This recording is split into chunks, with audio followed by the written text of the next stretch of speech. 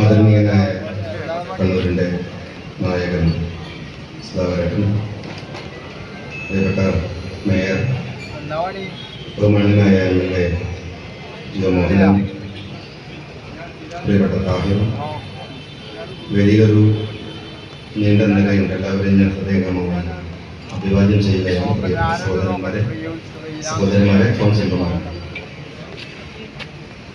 ഒരു വിശദമായ പ്രസംഗത്തിൻ്റെ ആവശ്യമില്ല. കണ്ണൂരിൽ മനോഹരമായ നഗര സൗന്ദര്യവൽക്കരണത്തിൻ്റെ ഒരു സ്റ്റെപ്പാണ് കണ്ണൂർ കോർപ്പറേഷൻ ഇപ്പോൾ നടത്തിയിട്ടുള്ളത്.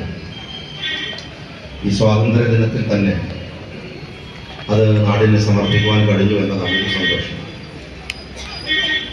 ഇന്ത്യയുടെ 50ാം സ്വാതന്ത്ര്യദിന ആശംസകളും ഓണാശംസകളൊക്കെ ഞാൻ സ്നേഹപൂർവ്വം നിങ്ങളെ അറിയിക്കുകയും കൂടി ചെയ്യാം. കണ്ണൂരിൽ കുറെ കൂടെ നഗരം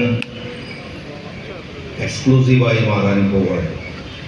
ഹൈവേയുടെ പണി പൂർത്തിയാവുന്നതോടുകൂടെ കണ്ണൂരുകാരുടെ മാത്രം നഗരമായി കണ്ണൂർ മാറും.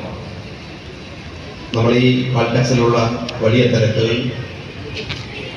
അത് ഒരു പരിധി വരെ ഒഴിയുകയും കണ്ണൂർ വരേണ്ടവർ മാത്രം കണ്ണൂരിൽ വരുന്ന രീതിയാവുകയും ചെയ്യും. അപ്പോഴേക്കും കുറെ കൂടെ നഗരത്തെ നന്നാക്കിയെടുക്കേണ്ടുന്ന കാര്യമുണ്ട്. കണ്ണൂരിൽ അത് സാധ്യമാം വിധത്തിൽ കുറെ നേരത്തെ തന്നെ മറ്റ് നഗരങ്ങളെ പരിശോധിച്ച് നോക്കിയാൽ അത്യാവശ്യം നല്ല റോഡുകൾക്ക് വീതിയും സൗന്ദര്യവൽക്കരിക്കാനുള്ള ഇടങ്ങളും ഒക്കെ ഉണ്ട്. അതിനെ കുറെ പ്രായോഗികമാം വിധത്തിൽ പരിവർത്തിപ്പിച്ചെടുത്താൽ അത് സാധ്യമാണ്.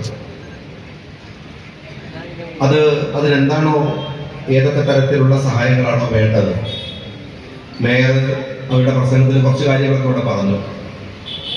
ഞാൻ മേയറോടും കൗൺസിലർമാരോടും എല്ലാവരോടും പറയുന്നത്, നിങ്ങൾക്കങ്ങനെ എന്നോട് എന്തെങ്കിലുമൊക്കെ മാറി നിന്ന് ചോദിക്കേണ്ടുന്ന ആളുകളൊന്നുമല്ല. നിങ്ങൾക്ക് ആവശ്യമുള്ളത് എന്താണോ എന്ന് നിങ്ങൾ തീരുമാനിച്ചാൽ അത് നിങ്ങൾക്ക് ലഭ്യമാക്കണം. നിയമപരമായ തടസ്സങ്ങളൊന്നും ഇല്ലെങ്കിൽ പൂർണ്ണമായിട്ടും അതിന് സാധ്യമാണ്.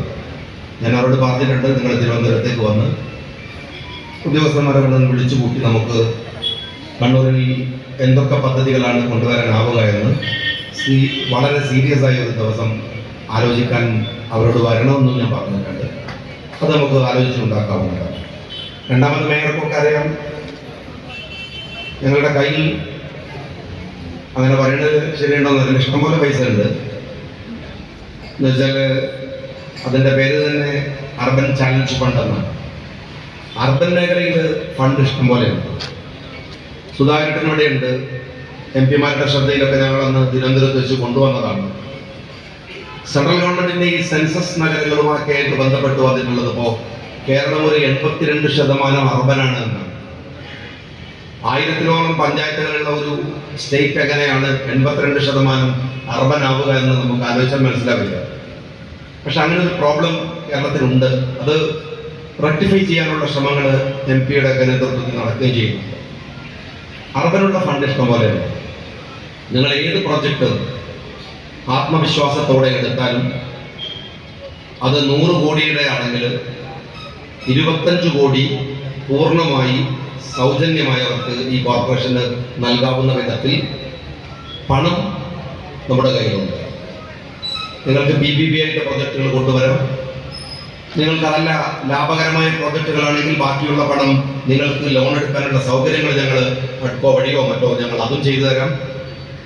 കണ്ണൂർ ആവശ്യപ്പെടുന്ന പ്രോജക്റ്റ് ഉണ്ടെങ്കിൽ അത് എത്ര കോടിയാണെങ്കിലും നിങ്ങൾക്ക് തരാൻ കൊടുക്കാണെന്നാണ് ഞാൻ പറഞ്ഞത്. അതിനുള്ള പ്രോജക്റ്റുകൾ, വയബിളായിട്ടുള്ള പ്രോജക്റ്റുകൾ ഉണ്ടാക്കിയാലും മതി എന്ന് മാത്രമേ. തദ്ദേശ സ്വയംഭരണ വകുപ്പിനകത്ത് നമ്മൾ വളരെ കൃത്യമായി ആലോചിച്ച് ചില പദ്ധതികളും എനിക്കപ്പെട്ട ഈ സദസ്സ് കണ്ടപ്പോൾ ഒരു സന്തോഷം ഉണ്ടായിരുന്നു. കൗൺസിലർമാരായ കുറച്ചാളുകൾ, വനിതകൾ, ഇങ്ങനെ ഒരു ആൾക്കൂട്ടമാണ്. കുറെ കാലമായിട്ട് ഈ കോർപ്പറേഷൻ്റെയും പഞ്ചായത്തിൻ്റെയൊക്കെ പരിപാടികൾ കാണുമ്പോൾ അവിടെ ഏറ്റവും കൂടുതൽ കാണുന്നത് കുടുംബശ്രീയുടെയും ഹരിതകർമ്മസേനയുടെ ആളുകളെയാണ്. ഈ കുടുംബശ്രീ മന്ത്രിമാരുടെ ബോറം പ്രസംഗം കേൾക്കാൻ വേണ്ടി കൊണ്ടുപോയി ഇരുത്താൻ വേണ്ടിയല്ല കേരളത്തിൽ ഉണ്ടാക്കിയത് നിങ്ങൾ മനസ്സിലാക്കണം. അങ്ങനെയാണ് അവരെ ഉപയോഗിക്കുന്നത്. ആ സാധുക്കളെ കൊണ്ടുവന്ന് ഇരുത്തിയിട്ട് അവരിങ്ങനെ കൂട്ടമായിട്ട് ഇങ്ങനെ ഇരിക്കും. മന്ത്രിമാരൊരു ലക്കുലകാനില്ലാണ്ട് കുറേ നേരം പ്രസംഗിക്കും.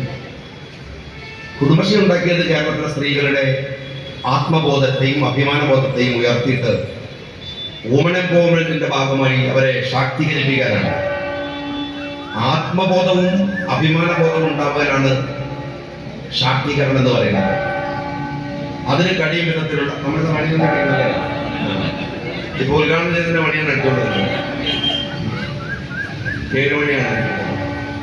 അപ്പോ അത് നല്ലൊരു ലക്ഷണമാണ് ഇപ്പൊ മണി എടുക്കുന്നത്. അപ്പോ കുടുംബശ്രീ ആവട്ടെ അല്ലെങ്കിൽ ഹരിതകർമ്മസേന അവർക്ക് അഭിമാനബോധം ഉണ്ടാകുക എന്നുള്ളത് ഇവിടെ പ്രധാനപ്പെട്ട കാര്യമാണ്. അഭിമാനത്തോടെ അന്തസ്സോടെ നമ്മുടെ നാട്ടിലെ സ്ത്രീകൾക്ക് എഴുന്നേറ്റ് നിൽക്കാൻ കഴിയുന്ന തരത്തിൽ നമ്മുടെ നാട്ടിൽ വലിയ വാചകടിക്കുന്ന ആളുകളൊക്കെ പറയുന്നുണ്ട്. വലിയ വർത്താനം പറയും, ഞങ്ങൾ ജെൻഡർ ഇക്വാലിറ്റിയുടെ കൂടെയാണെന്നൊക്കെ പറയും. ഈ ജെൻഡർ ഇക്വാലിറ്റി എന്ന് പറയുന്നത് തന്നെ ഒരു പൊള്ളയായ വർത്താനാണ്. ജെൻഡർ ഇക്വാലിറ്റി അല്ല ശരിയായ കാര്യം, ജെൻഡർ ജസ്റ്റിസ് ആണ്. ജെൻഡർ ഇക്വാലിറ്റി പുരുഷ മേധാവിത്വം ഉണ്ടാക്കിയ പേരാണ്. എന്നുവെച്ചാൽ പുരുഷനും സ്ത്രീയും സമമാണ്. എന്നുവെച്ചാൽ സ്ത്രീക്ക് ഒരു ആനുകൂല്യം കൊടുക്കുകയാണ്, നീ വളർന്നോ എന്റെ തോള് വരെ മതി, ഇതിനെ മോൾക്ക് വേണ്ടതാണ്. അത് അല്ല ശരി. സ്ത്രീക്ക് കഴിവുണ്ടെങ്കിൽ, അവർക്ക് അതിനുള്ള കപ്പാസിറ്റി ഉണ്ടെങ്കിൽ പുരുഷന്റെയും മുകളിൽ നിൽക്കാൻ അവർ അർഹരാണ്. അതാണ് ജെൻഡർ ഈക്വാലിറ്റി അല്ല, ജെൻഡർ ജസ്റ്റിസ് ആണ് വേണ്ടത് എന്ന് പറയുന്നത്. ജെൻഡർ ജസ്റ്റിസ് ആണ് പ്രധാനം. അപ്പൊ ഈ പുരോഗമന വാചോടാപം അങ്ങനെ നടത്തുക, എന്നിട്ട് കുടുംബശ്രീ എന്ന് പറയാ, എന്നിട്ട് കുറെ എന്താണ് ഹരിതകർമ്മസേന എന്ന് പറയാ, എന്നിട്ട് ഈ നേതാക്കന്മാരെ പ്രസംഗിക്കുമ്പോൾ ഒന്നാമത് മന്ത്രിമാരും ഒക്കെ വരുന്ന പറഞ്ഞാൽ ആളുകൾ തന്നെ വരില്ല. ഈ പ്രസംഗം കേൾക്കാൻ കഴിയാനായിട്ട് ആൾക്കാർ വരില്ല. അപ്പൊ ഈ സാധുക്കളെ കൊണ്ടുവന്ന് ഇരുത്തിയിട്ട് സദസ്സ് ഇറക്കുന്ന പണിയല്ല. അവർക്ക് ഇനിയുള്ള നാളുകളിൽ അവർക്ക് ഏൺ ചെയ്യാൻ കഴിയുന്ന അന്തസ്സുള്ള ആധുനിക കാലത്തിന് ഉതകുന്ന വിധത്തിൽ കുടുംബശ്രീയെ പരിഷ്കരിച്ച് ഉയർത്തിക്കൊണ്ടുവരിക തന്നെ ചെയ്യും എന്നതാണ് കുടുംബശ്രീയെ സംബന്ധിച്ചിടത്തോളം സർക്കാരിന്റെ പ്ലാൻ എന്ന് പറയുന്നത്. അതുപോലെ തന്നെ വേസ്റ്റ് മാനേജ്മെന്റിന് വലിയ ഇഷ്യൂ ആണ്. സ്ട്രേ ഡോഗ്സിന്റെ വലിയ പ്രശ്നം നമ്മുടെ മുമ്പിലുണ്ട്. തെരുവ് നായ്ക്കളുടെ ഒരു പ്രശ്നമുണ്ട്.